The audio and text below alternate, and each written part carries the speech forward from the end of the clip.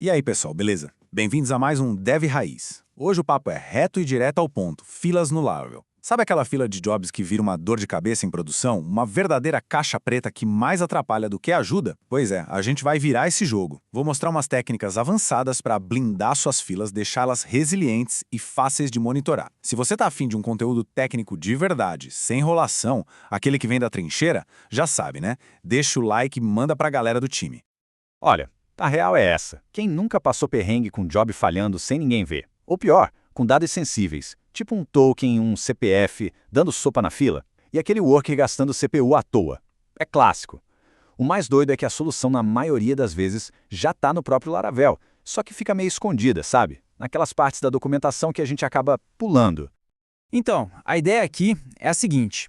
A gente vai passar por 5 táticas. E não é diquinha boba, não. É padrão de arquitetura, coisa de produção mesmo.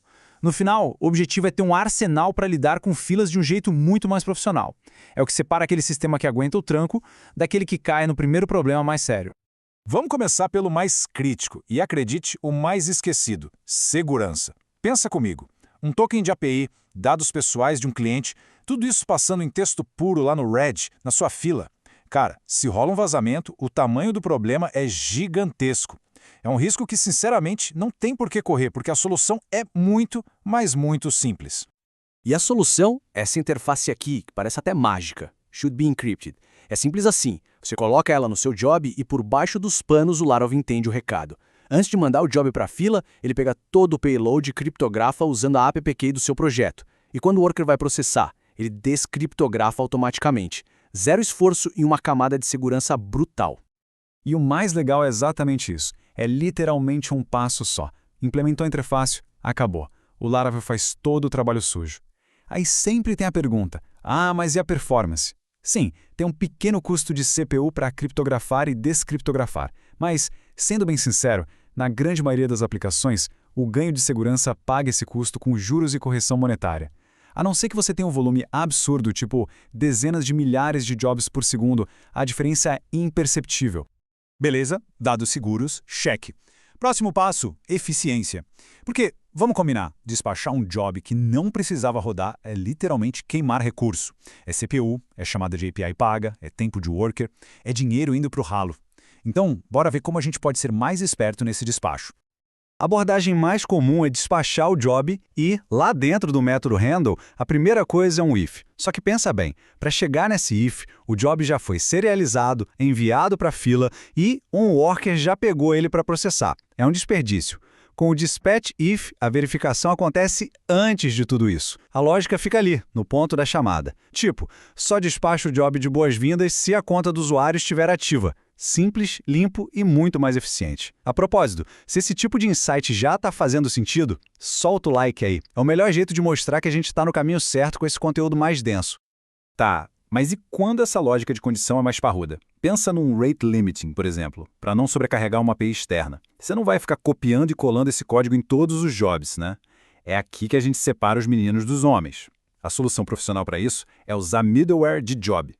E olha só o poder que isso dá. Você cria essa lógica de rate limit uma única vez, como o middleware, e depois só pendura ela nos jobs que precisar. Dá para fazer umas coisas bem avançadas, tipo limitar por tenants no sistema multi-tenant, ou, sei lá, liberar o limite para usuários VIP. É o princípio da responsabilidade única gritando aqui. O job cuida do negócio dele e o middleware cuida do controle de fluxo. Show! Jobs seguros, despachos eficientes, mas agora vem a parte da vida real: produção. E em produção, se a gente não consegue ver o que está acontecendo, a gente não consegue arrumar. Para quem usa Laravel Horizon, tem uma funcionalidade ali que é ouro, mas que muita gente ignora e fica só na tela inicial de métricas. Horizon, por padrão, já é bem legal. Ele tagueia os jobs automaticamente, geralmente com o nome do módulo que está ali no meio. Mas o pulo do gato, que realmente muda o jogo, é você mesmo definir as suas tags usando o método tagsD. É aí que o monitoramento deixa de ser genérico e vira uma ferramenta de debug quase cirúrgica. Pensa num cenário real. O cliente do Tenant 123 liga reclamando que o relatório dele não chega. Em vez de sair caçando logs, você vai no Horizon, filtra pela tag Tenant 123 e pronto. Tá lá, na sua cara, todos os jobs daquele cliente, os que falharam, os que estão lentos. Isso para debugar em produção, especialmente em sistemas complexos, é simplesmente sensacional. Um divisor de águas.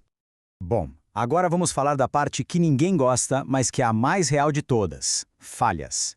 Porque em produção as coisas vão falhar. A API do parceiro vai cair, o banco vai engasgar, a rede vai piscar. Um sistema de verdade não é aquele que nunca quebra, é aquele que sabe o que fazer quando a pancada vem. E aqui vai uma dica de quem já quebrou a cabeça com isso em produção. Se você usa batches, aqueles lotes de jobs, e precisa garantir que um job ali dentro seja único, muito cuidado. Aquela interface should be unique pode te deixar na mão de um jeito bem feio. O problema aqui é uma condição de corrida, uma race condition. Pela forma como os batches são despachados, o lock que o should be unique usa pode ser liberado rápido demais antes do próximo job daquele mesmo lote ser checado. Resultado? Jobs duplicados. A solução de verdade é que funciona em produção é ser explícito. Vai lá no método handle e implementa um lock atômico na mão, usando o cache.lock. Aí sim, você garante a unicidade. Beleza, outro cenário clássico de falha. Seu job depende de uma API externa. E de repente, pá, erro 429, too many requests. O que o instinto manda fazer? Tentar de novo, na hora. Péssima ideia. Isso só piora o problema. A abordagem inteligente aqui é usar o release, que devolve o job para a fila, mas com um detalhe: você controla quando ele vai tentar de novo.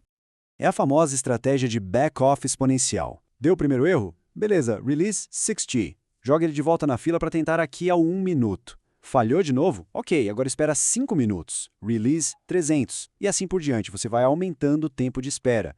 Isso dá um fôlego para o serviço externo se recuperar e evita que seu worker fique martelando uma API que já está pedindo socorro.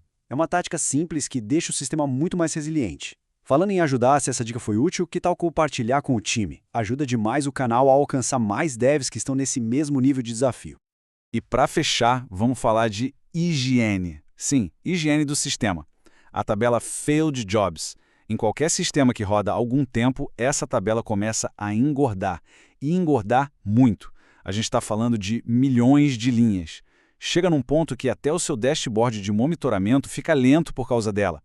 É um detalhe bobo, mas que faz uma diferença enorme. A solução para isso é super simples. O Laravel já vem com um comando para limpar essa tabela, QPruneFailed. É só agendar esse comando para rodar todo dia ou toda semana, limpando, sei lá, tudo que falhou há mais de 7 dias. É uma única linha de código no seu kernel que pode te poupar muita lentidão e dor de cabeça lá na frente. Certo, então vamos juntar as peças do quebra-cabeça. O que a gente viu aqui não é uma coleção de truques. São, na verdade, componentes de uma arquitetura de sistemas mais robusta, pensada para aguentar o tranco da produção para sistemas que precisam ser confiáveis de verdade. Então, o que a gente tem agora é um kit de ferramentas bem mais poderoso. A gente sabe como proteger dados sensíveis com criptografia automática, despachar jobs só quando for realmente necessário, usar middlewares para um controle fino como rate limiting, colocar tags customizadas para um monitoramento cirúrgico no Horizon e, claro, lidar com falhas de um jeito inteligente com back-off. Isso tudo, junto, é o que eleva um sistema do nível de funciona na minha máquina para pronto para produção. E aí fica a pergunta para reflexão. Qual dessas técnicas, se aplicada hoje, resolveria um problema real aí no seu projeto? Pensa nisso. E se essa nossa conversa aqui agregou algum valor para você, se te deu alguma ideia nova, considere fazer o seguinte. Primeiro, deixa o like que isso fortalece demais o canal. Segundo, se inscreve e ativa o sino para não ficar de fora das próximas. E terceiro, compartilha com a galera do time. Por fim, deixa um comentário aqui embaixo. Qual dessas táticas você vai usar primeiro? Ou talvez você tenha uma outra abordagem. Bora trocar essa ideia? Valeu, pessoal, e até a próxima.